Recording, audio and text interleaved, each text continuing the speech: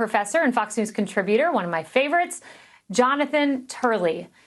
You know, Jonathan, Karine Jean-Pierre said that Biden knew about Hunter's stunt, his defiant stunt, where he didn't show up for his deposition. And you said that this was a breathtaking mistake. Why? Well, there are about 4 articles of impeachment that are the most likely to be pursued by the committee.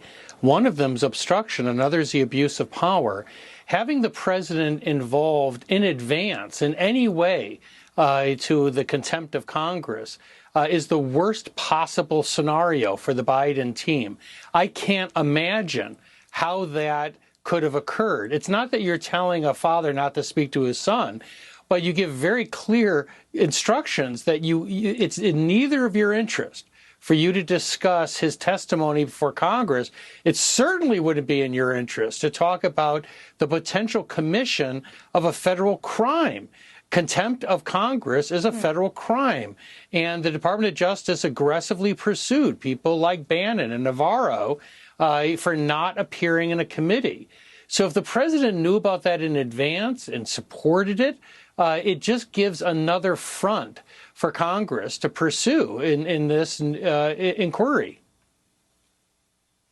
Yeah, it's a great point that you bring up. I want to ask you about this. This was buried deep in a Politico article, an Axios article, rather, and it's about the relationship of the president with his attorney general. We know the DOJ is independent, but it says this: Biden's relationship with Garland, his attorney general, which has already become more frigid, is now tense. Those close to Biden argue Garland's trying in vain to satisfy bad faith GOP critics. One person unflatteringly compared Garland to Comey, saying that both have been obsessed with the appearance of having integrity. What do you make of this?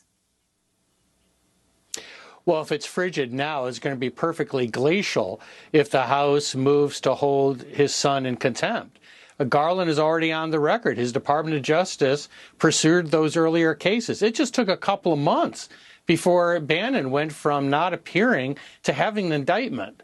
So I don't see how Merrick Garland could do anything but prosecute Hunter Biden if the House approves a contempt resolution.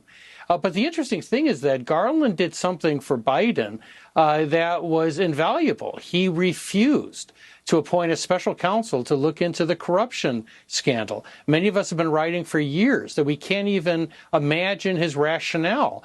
Joe Biden's name is all over these files. There's millions of dollars going to his family. And the circle is coming closer and closer to the president. And yet Merrick Garland has simply refused to appoint a special counsel. And so I think President Biden's got to give more credit than he's giving him.